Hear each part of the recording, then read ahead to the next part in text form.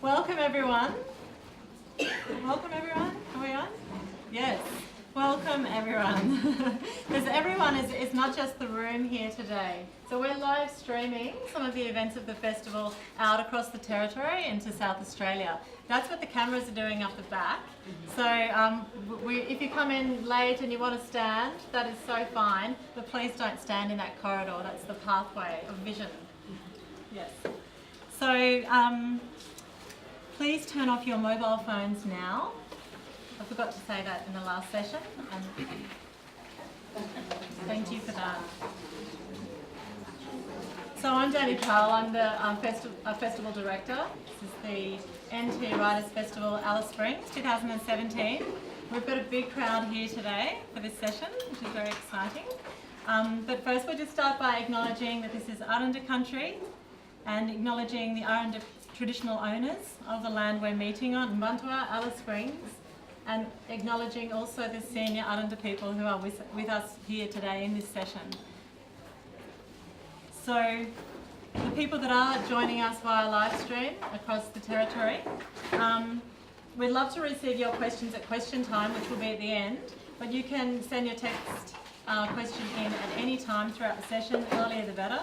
Just begin your text message with your name and your location, and the number is 0475 918 400.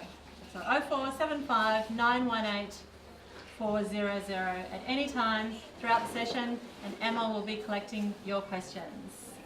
Our facilitator today is Josie Douglas. Josie, many of you may know, is a Wardaman woman from the top end who's lived and worked for many decades in Alice Springs on the lands of the Arrernte people. She's a researcher and social scientist, and she's here to facilitate a conversation. So I'll hand over to Josie to please introduce our guests. Thank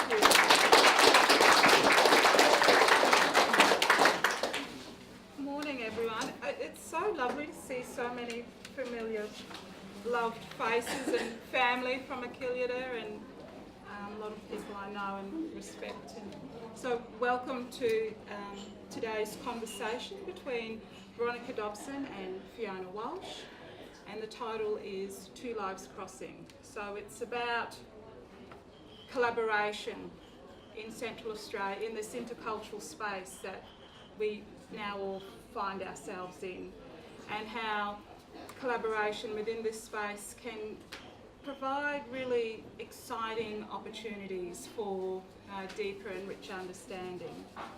And so this conversation today is about when such a collaboration works really well, and the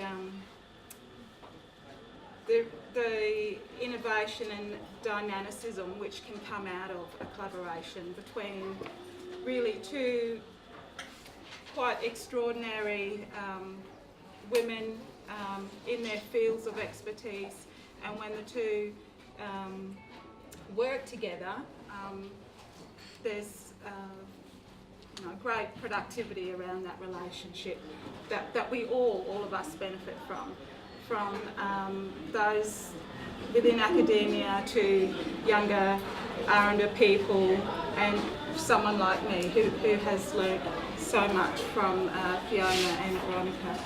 So Veronica, can you just explain what the Arrernte word that's being used in the NT Writers Festival about crossing as a theme of the Writers Festival, what this Iwerre Atherre means in Arrernte?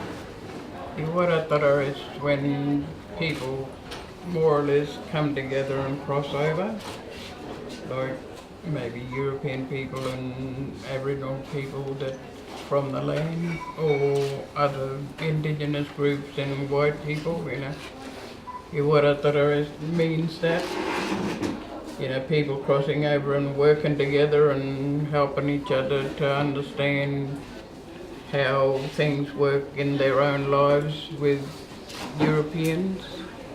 That's how Iwerre Atherre is talked about.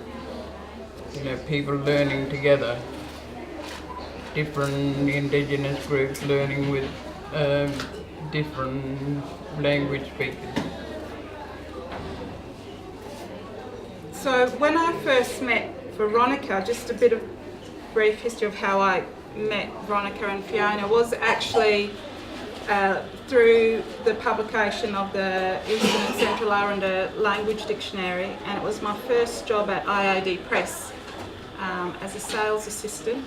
And the first few weeks was the launch of the dictionary at Santa Teresa, and then I think that's when I first met Veronica, and that was in the early 90s. And and of course Veronica is a renowned linguist, educator, who co-compiled and co-wrote the Eastern and Central Arrernte Dictionary, as well as the curriculum, a book on kinship, a book on bush medicines.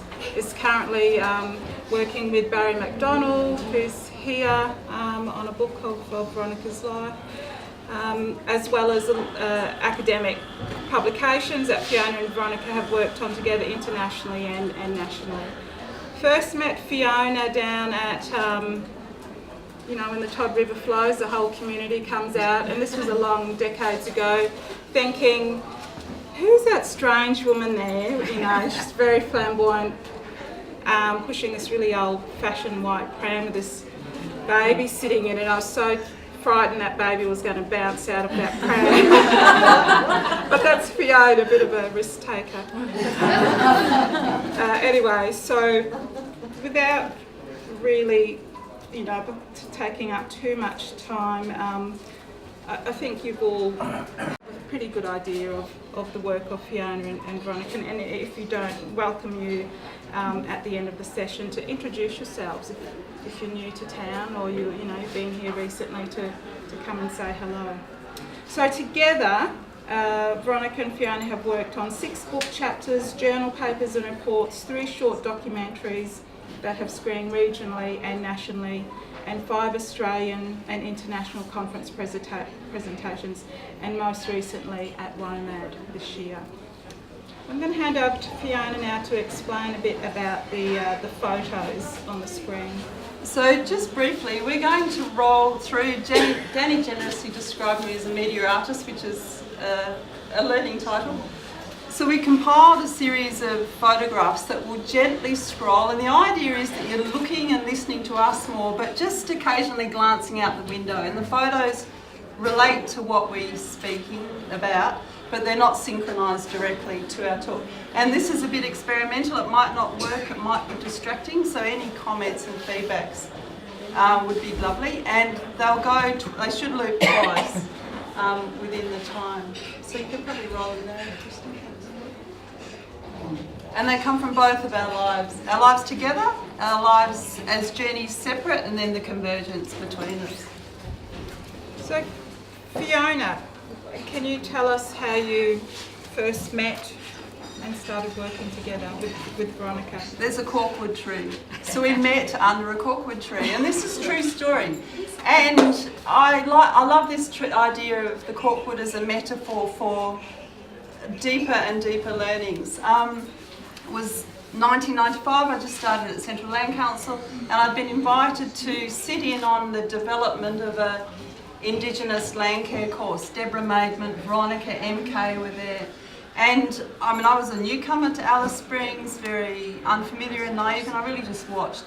And that metaphor of the course being grounded in the roots of the country right through to the fruits and the flowers of the tree was what was embedded in that curriculum idea, which Iwerre maintains today in their sort of concept for the development of Iwerre. So that was our meeting point, but it wasn't until 2005 when Josie Douglas convened the Bush Foods Reference Group, Myrna Algera Penna. She invited 6 very expert women from different language groups around Central Australia to come together to share their expertise on bush foods within the frame of the funding from Desert Knowledge around commercial bush foods sale. But the really strong directive of that group was that the products, the research we did, had to be towards children as well as a wider audience. And that's a theme that Teresa spoke to this morning, and it's such a strong recurring theme. So that was the meeting place was IAD, and then the Desert Knowledge Bush Food Group meetings. And we worked over the years on various products that we'll talk about that blend traditional knowledge, Arrernte knowledge, and our own local observations.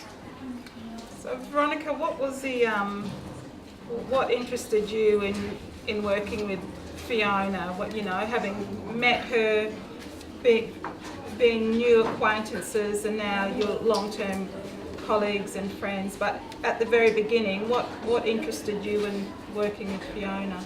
Well, I think what interests me with working with Fiona and different people is because they were interested in enough to listen to people like us when we're wanting to develop, you know, curriculum, develop language materials and things like that to sort of use to hand down to our young people, and also to encourage other people to come in and learn, like European people to learn to understand how it is for traditional people like us to survive and cope with what the new world is bringing in. Like, you know, the European world is a new world for people like us when white man first came. And it was fairly hard when our people used to work on cattle stations and places like that, you know, especially on their own homelands that was taken up by cattle stations, and, you know, people had to move from those areas and live on the land in different places and still go back and work for cattle stations. And people worked only for rations in those days, and they weren't a lot of ration. It was just the basic things like tea, sugar, and also maybe the nicky tobacco and stuff. And people used to have to go back on homelands and, you know, subsidise the ration with bush foods and that still. I hope you're all really enjoying those photos up there. It's an amazing photo. So in terms of this new intercultural space, just touching on what you just spoke about, Veronica, it's about new knowledge products. Yeah. And so Fiona, can you talk about what you've worked on together? So there's behind Barry in the corner there's a table of videos and community reports and books and book chapters. So they're the sort of product end. I mean, the subject has been, within the context of the Bush Food Project, we worked on this plant, a kudjura, desert raisin, particularly with David Moore and Iwerre Atherre women. And there's this delving sort of deeper and deeper into not just the ecology, but people's life stories and the Jukuba stories around those plants. And for every one of those plants, like, you could do a whole book just on Arrernte. I mean, for every one of these plants, we're often, it feels as a visitor, newcomer, 24 years here, but anyway, that we could do, you know, whole books on each of these. So there was this going deeper and deeper. But at the same time, we were working at sort of a higher level, so digging deep into some plants and animals, but also trying to work at this higher level, like other researchers and MK have done, with this Arrernte poster that, in the bigger picture way, the metacognitive way it's called, what's the domains of life that Arrernte people are bringing together that link Algier, dreaming, creation time, with people, with country and plants and animals, and sort of unpacking that to help people understand in this cross-cultural world what these complex ways of Arrernte and other Aboriginal people are thinking about in relation to plants and animals and country. Amelia mentioned last night, like, the land teaches us, and it's trying to understand, what is in the land, because as you dig deeper into the land or pick from the land, the richness of it starts to reveal itself more and more. So Veronica, why is it important to you to be working to produce these products, these knowledge resources and language resources within this, to help with cross-cultural understanding between European and Aboriginal people? What motivates you to do that work? Well, I suppose it's not only the Europeans need to sort of understand. It's like our young people are losing a lot of the information that comes from the land and comes from the old people. They're not connected with that anymore. They tend to live in their own world because there's a lot of technology, there's a lot of other influence that come in and also sort of stop them from learning from the old people about the land and how they should relate to it and how the land is there all the time for them as well as everybody else that comes and goes and whatnot. And I think the knowledge from the old people is getting lost. I think that needs to be picked up by the young people from the land and that are related to country, as how we saw it when we was young kids learning from the old people. I think that's the reason why we need to keep on continuing to develop information so they don't lose it all. Like the language and culture is very important to our people, as you know too, like European people, they most probably know that language and culture is important, and languages and culture is your identity as well. So you lose your identity if you don't know your language and culture, and I think you can't just go onto other people's land and do what you like either. You don't come into a town and just run amok, because it's run by the laws of the Europeans, and the same with country. You're not going back on country to desecrate sites and things like that, artwork that people have left, like our ancestors and stuff like that. You need to make sure that you look after all that as well. And that's the type of thing we're trying to give back to the young people, so they can have respect as well as, know that where they belong and know who they are. In terms of young people and once being young yourselves, the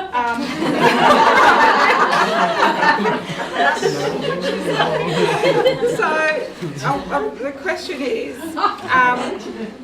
who were your main influences, as a child or a young person? I'm interested to hear from both of you. Who were your main influences?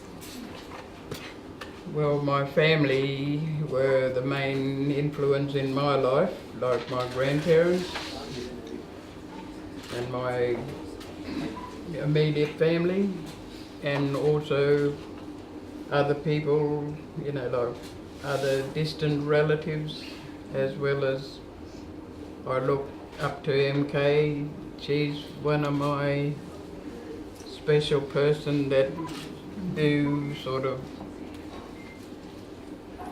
she's there for when we need help, and also find out knowledge from her as well.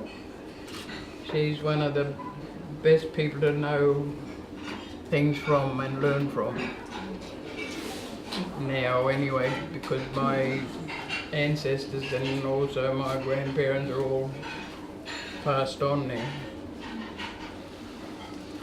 Fiona, your influence? Am I young? When was I young? When you were young?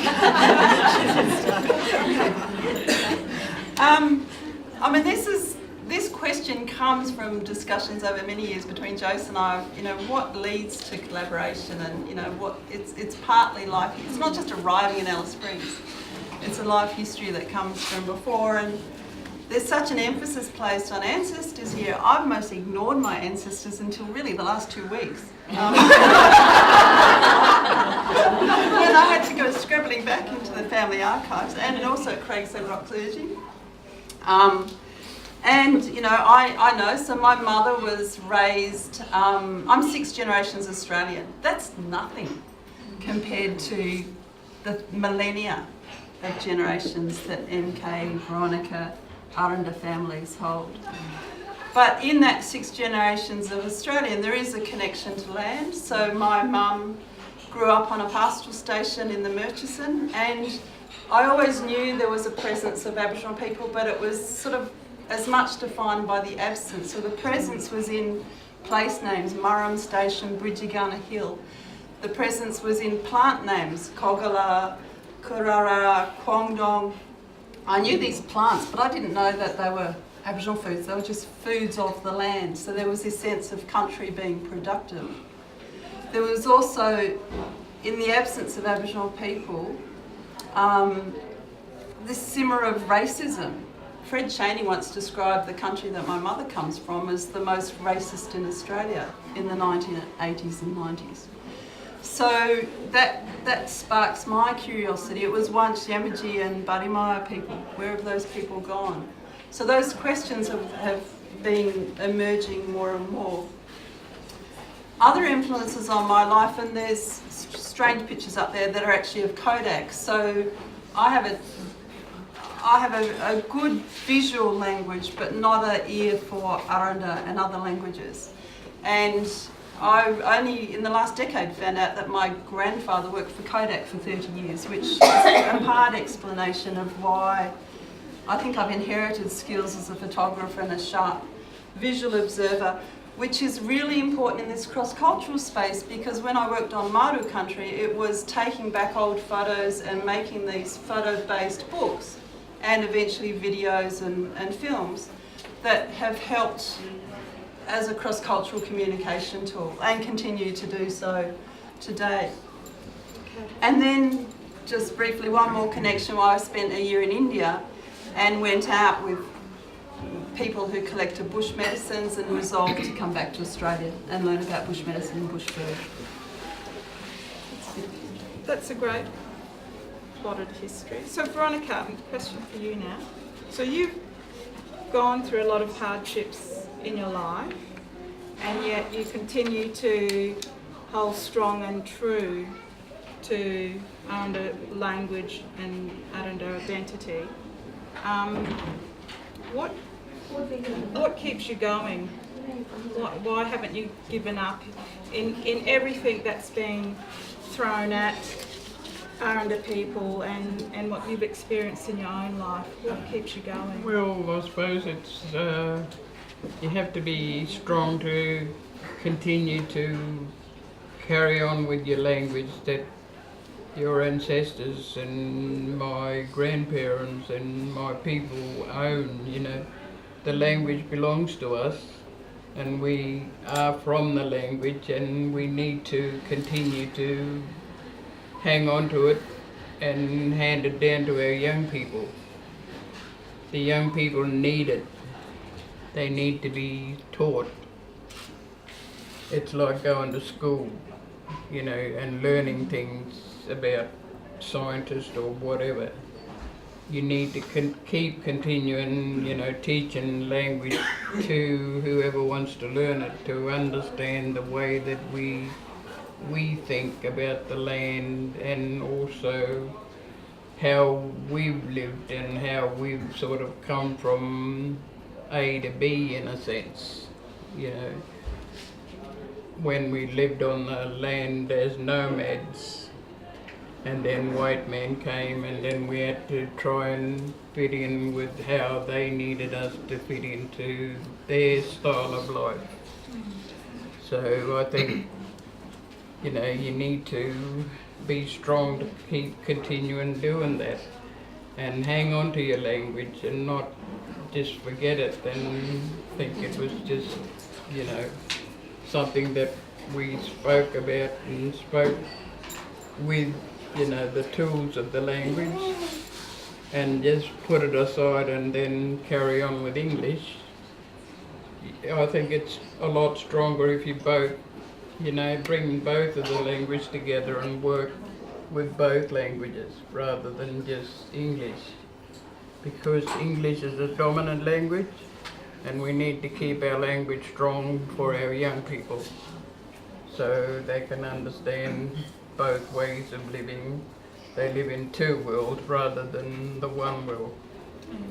And so much cultural information is embedded and encoded within language and the vocabulary of language to do with country and people. Well, language needs to be there for the culture as well. Language and culture, you can't split them. They both belong together, and the knowledge and the, in the actual language and culture belongs to the people of the language that they speak, like Arrernte. And I think that's I say, that's their identity. If they lose that, who are they?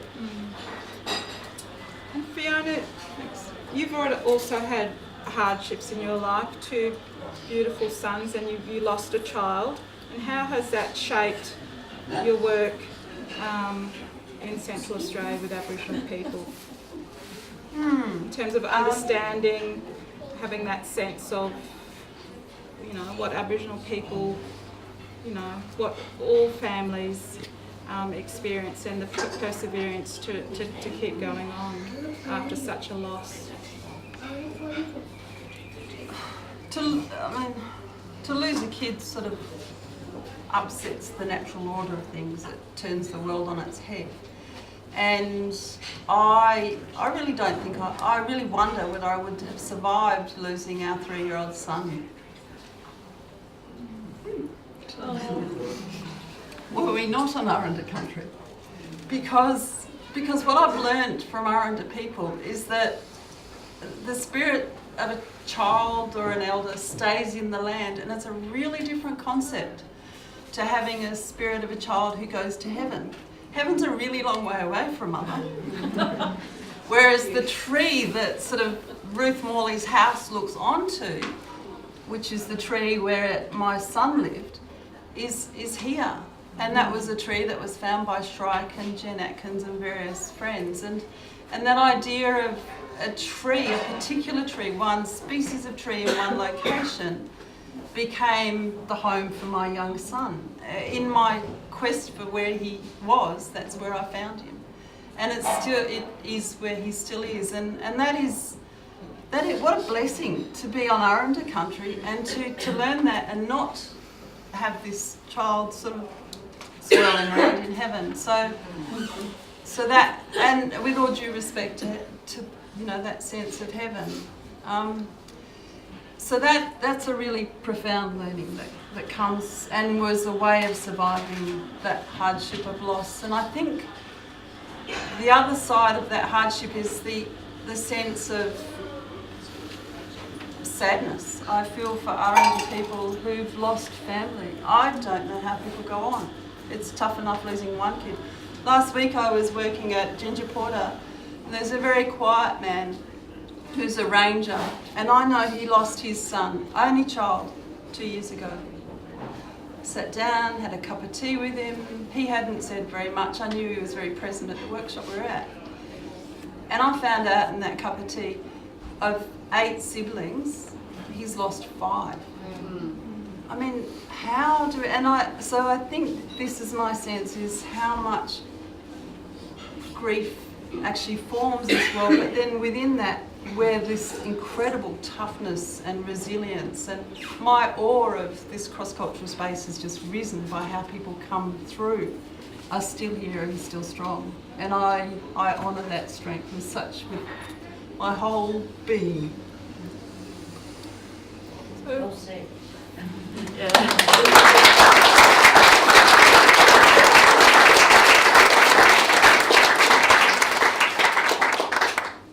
Final question before we throw to Q&A.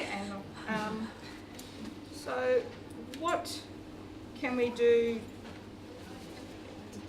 for each of you? Sorry, I'm just a bit blur.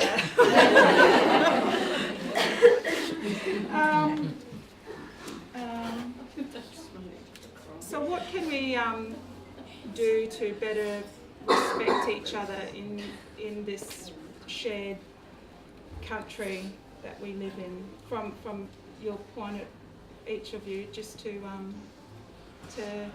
reflect on what we could each do better as we share this country in terms of living together in a cross-cultural space.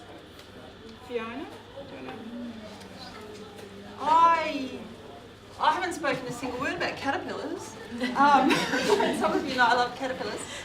And there's a joke, I mean, caterpillars are the totemic animals of this country. I actually think we could all do a lot more about learning about birds, about learning about trees, and about learning about caterpillars. I mean, I haven't talked about caterpillars, so I've missed a whole section of the talk, but I really learnt to love trees, like part in this country in a way that's much deeper. And if anyone's coming on the walk tomorrow morning, we'll talk more about trees. Learn more, just be here. Let the country teach you. I think it's moving through this country and looking carefully and seeing it as being full of stories and people and a living real landscape, like a living landscape of lots of beautiful, interesting things that makes it a special place. Walking gently here. And you need people to teach you about country. So, you know, the people and relationships are critical. So Veronica, what do you think we could do better? Well, I think everybody needs to respect each other, both white and black societies and multicultural. We all need to we all need to live and respect one another, and I think understand each other as well. Thank you, Veronica and Fiona.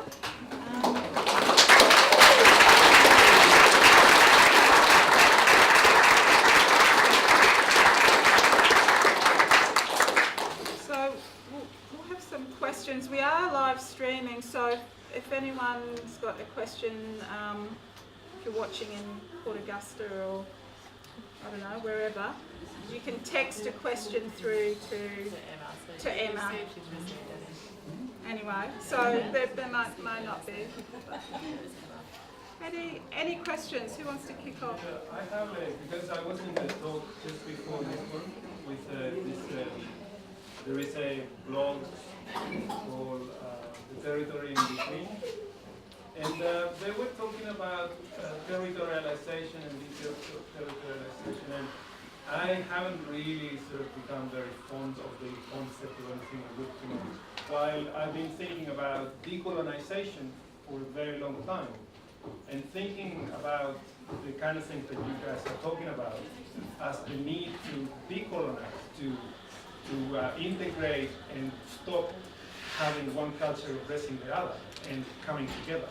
So the mutual understanding that you are talking about is what is essential. Now, what I understood from the talk before is that the concept of decolonization is more to do with structures, which is the way I always think, and policies, and but the territorialization, which is what Fiona talks about and she experiences, is the inner experience of the territory. How do you either bring the understanding and concepts and paradigms of your own world and overimpose them to this land and make it into what you are used and comfortable to, or you try to understand the existing things in this land and try to put them inside you in your own internal experience. And from there you could keep building forward. And I think I just wanted to make that comment that I thought today it was very revealing to me, that idea about territory, to think about territory in that way. We all occupy different territories internally and externally, and protect those territories. That's and right. And that is the negotiation, and that needs to be done with the understanding of where the other one is coming from. Like the map that is there on the window, the knowledge of the birds and the animals and plants, and the stories, as much as we are allowed to learn, to be able to blend into something and integrate with each other, instead of trying to get one to assimilate to our way and end of the story, you know. Thanks for that comment. Ruth? I just wanted to share, I was very interested when Fiona said her early exposure to Indigenous culture was by these names of this absent population. And growing up in Forestville on the north shore of Sydney, where we had great middens of oyster shells down on Middle Harbour, and lots of carvings in the sandstone of, what do you call those things? Stingrays on the sandstone that as kids we just tramped through. And this absent population and these absent people and these names and words, Borry Road was where I lived, Borry, you know, and a very, very similar sort of yearning to try to find out where are these people, you know, that left all of this behind. And so I was really interested that you had that curiosity from an early age as well. And it wasn't mentioned at school, it wasn't, you know, totally not discussed. Thanks. So the question Yes. is, how do you, are you as a trio able to influence education and cross-cultural understanding in early education, primary school? Well, I think Veronica's been fighting that battle for the last 30, 40 years, and probably people in this room have been doing the same through whether you're in the education system or you're involved with youth programs or adult literacy. You know, in this room there would be a history of people who've been part of that struggle. And I think it is, you know, when we talk about the Aboriginal struggle, that is part of the struggle. And you know, and bilingual, Veronica's just made the comment about bilingual education. It's never really been properly resourced or supported in the NT, even though it started off amazingly and rightfully so within the Northern Territory.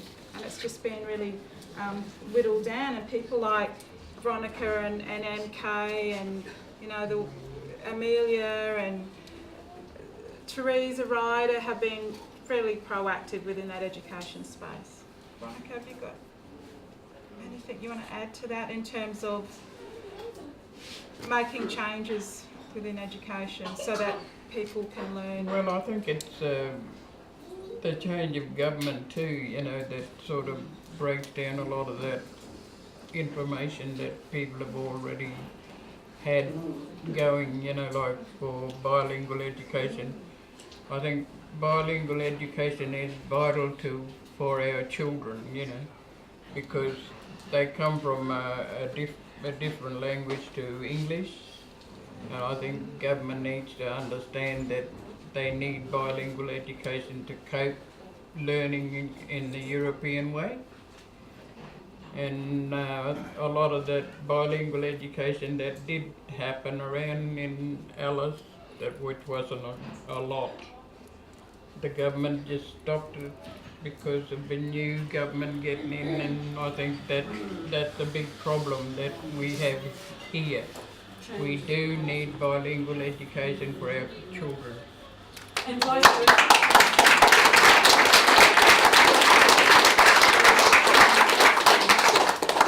I'd just make a comment. I mean, I think that it has to be local, any action. I worked for CSIRO for 12 years, and I'm convinced that the strength of cross-cultural collaboration and learning actually happens in events like this. And I do want to give enormous credit to Danny and Shrike and the team who conceptualised this festival, which has a theme that is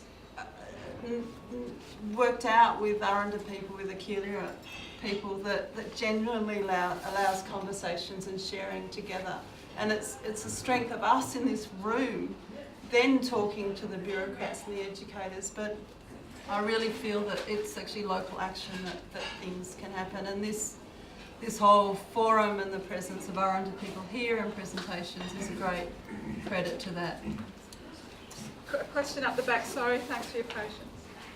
Thank you so much. It's really inspiring to see such a long collaboration with the production of such meaningful work. And I'm really interested to know about how you both deal with some of the discomfort and abrasion that can come up in cross-cultural work, because when different ways of seeing the world come together, it brings an expansive and very joyful experience, but it can also be uncomfortable. And you've obviously lasted a very long time. I'm really interested to hear from both of you about how you work through intercultural discomfort. Who wants to go first?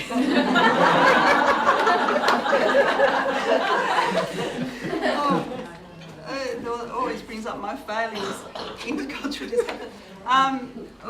Sorry, I'm a bit lost because I've got a question happening down here too. I get more discomfort from working. Who's here from CSRO? Jocelyn? Mark! I used to get as much challenged in the intercultural space by working with CSIRO colleagues. Not Alice Springs colleagues, sort of Canberra and elsewhere. It's not just it's an intercultural space. Listening, being patient, sharing, talking, keeping open, learning language would be better. I don't feel like I've got magic answers, sorry. You answer. How have you, Veronica, managed to keep going, working with Fiona and a whole lot of other people working cross-culturally? And sometimes there might be misunderstandings, but then you manage that and you keep going forward. So how have you managed? I think you have to be strong to sort of cope with a lot of the, interruptions, or, somebody saying, oh, it won't work or whatever. You have to be strong to say, look, it will work. You don't sort of just shove it away in the wardrobe and forget about it. I think you need to continue to talk to people and say this will work and we need to get together, and maybe we can find somebody else to come into your position and learn. But we never had to do that. The people that I've worked with language, with even out at the Springs on my dad's homeland, everything just seemed to fallen into place somehow, and I don't know how, but it all worked really well. And with language stuff as well, dictionaries, you name it, educational stuff for teaching languages in schools, everything just seemed to panned out pretty well. So I can't sort of say nothing about having problems with anybody that I work with. Even with the young kids, taking them out to, from Santa Teresa School to the Springs, and get them to learn about how water was looked after by our elders and our ancestors, and also European people that are interested in, making sure that the water's used well to drink, and whatever, They find out things about little critters that live in the waters, and they also work fairly well together. We take it back and we do follow-ups with them to find out which little critters they may know about with the young people from the school, and I think everything seemed to pan out pretty well. I can't say I had any problems with people that I work with. Right. Can I just add, Joe Dutton said at the Writers' Festival 2 years ago, the discomfort I feel is what makes me comfortable. And I think living with discomfort is part of our reality here too, and the rub that we should be. I loved that quote from Joe. One more question, sorry. Satellites. Very special question from the satellite streaming. So this one's from the crew down at Berkeley Arts.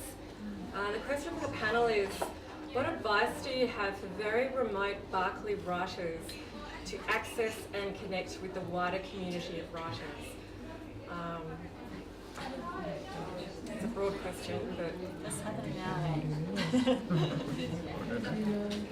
Yeah.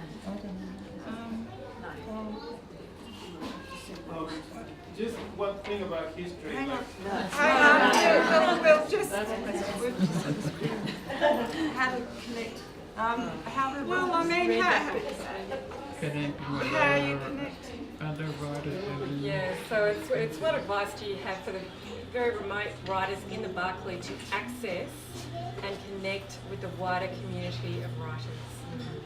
I mean, that's a difficult one, and I think that the Berkeley Arts, you know, in Tennant Creek do an amazing job of supporting.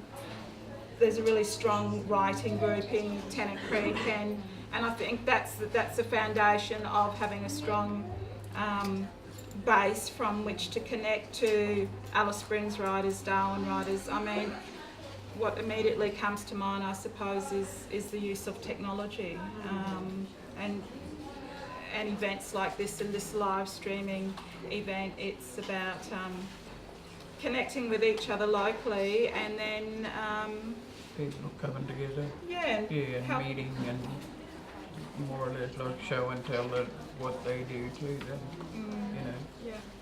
and encouraging them people in a way to sort of come and meet with people that have already got secure, you know, areas where they do language and culture. So that question was all the way from Tennant Creek, for anyone who doesn't know where the Berkeley is. So, thank you. I would like to ask Veronica about, you're talking about the importance of bilingual education for your children, and what do you think about the importance of people who are working with Aboriginal people, non-Aboriginal, to learn the language of the Aboriginal people that they're working with, in terms of greater understanding and being able to understand the complexity of Indigenous life? Well, you know, people do learn language, and we've sort of taught around the schools around town and that, but it's the same sort of thing, like, you know, the teachers or the head of the actual school, they move on. Some want language to be taught, some don't. So we're sort of more or less here with the language to help learn, you know, teach people to learn to understand us as well as we understand them. So I suppose, you know, it's up to whoever the head of the school is. They may want language taught, they may not want language taught. So it's like the government, you know, the government stop, you know, they sort of stop and start more or less. They change all the time, you know. New government comes in, new school teacher comes in, like the principal, and new teachers. People are like, as I say, to not being rude to any European people, but yes, are like bits of paper that blow in and blow out. Whereas we're here to stay, and we're always here, unless we die and that's the end of us. But there's people that still continue to want to teach language, want people to understand how their lives are, and, you know, work together side by side. So, you know, it's hard to sort of pinpoint the correct answer most probably. But, you know, that's the way we see us, and you know, we're still here. So we really have run out of time. I really apologise. There's a few questions, but please do come up at the end. So can I thank all of you for coming to join.